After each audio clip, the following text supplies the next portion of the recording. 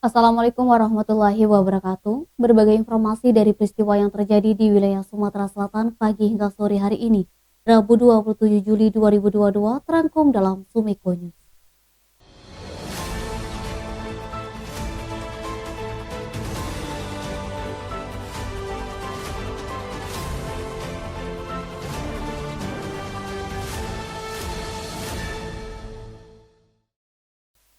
Dinyatakan telah memenuhi semua unsur tindak pidana korupsi menerima suap dari 16 paket proyek.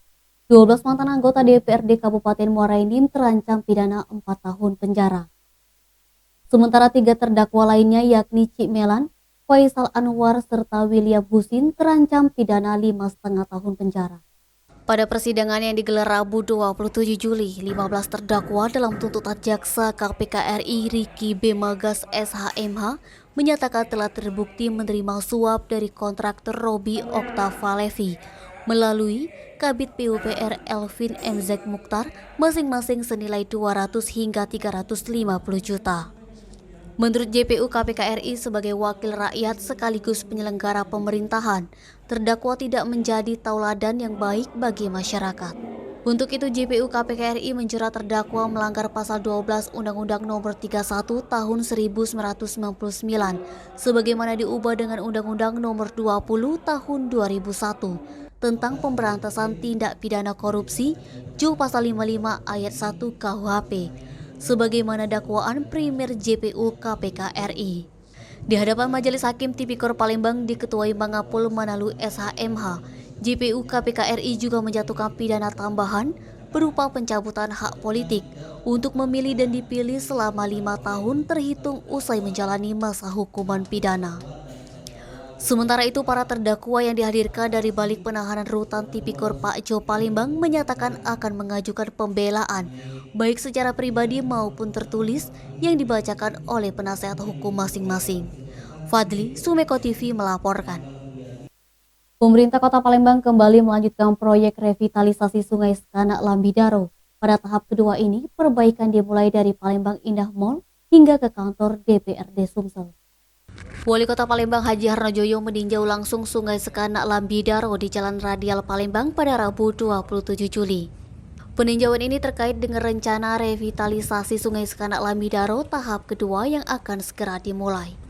Proyek revitalisasi Sungai Sekanak Lambidaro tahap kedua ini kurang lebih 1,2 km dari Ramayana hingga Simpang 5 DPRD Sumsel. Perbaikan bantaran Sungai Sekanak Lambidaro ini kedepannya diharapkan bisa mempercantik kota Palembang, sehingga mampu meningkatkan pengunjung dan meningkatkan UMKM di kota Palembang. Harnojoyo mengajak masyarakat kota Palembang bersama-sama menjaga fasilitas umum yang sudah dibangun. Denny, Sumeko TV melaporkan.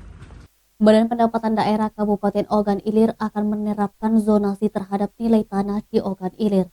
Penerapan zonasi ini sesuai dengan program prioritas Bupati Ogan Ilir Pancawijaya Akbar.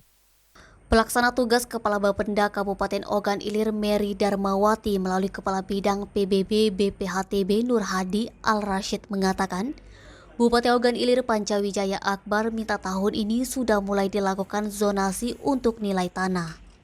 Program tersebut berlaku pada 241 desa dan kelurahan yang ada di Kabupaten Ogan Ilir.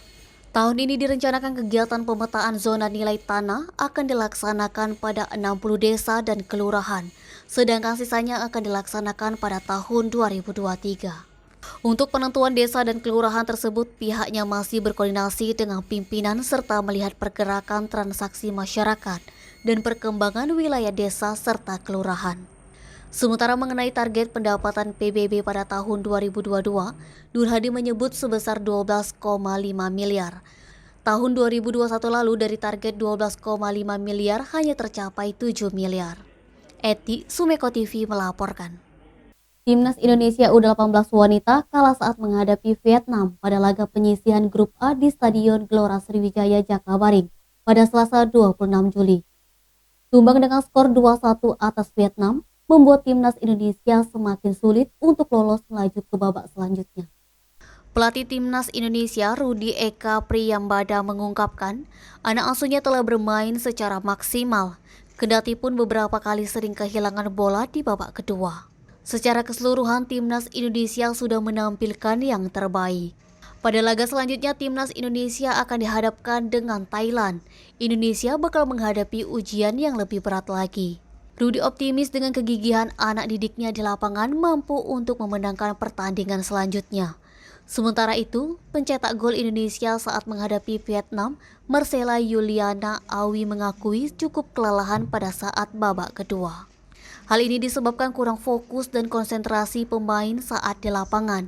Kendati demikian, akan bertempur habis-habisan di laga terakhir menghadapi Thailand pada tanggal 28 Juli nanti. Edi Handoko, Sumeko TV melaporkan.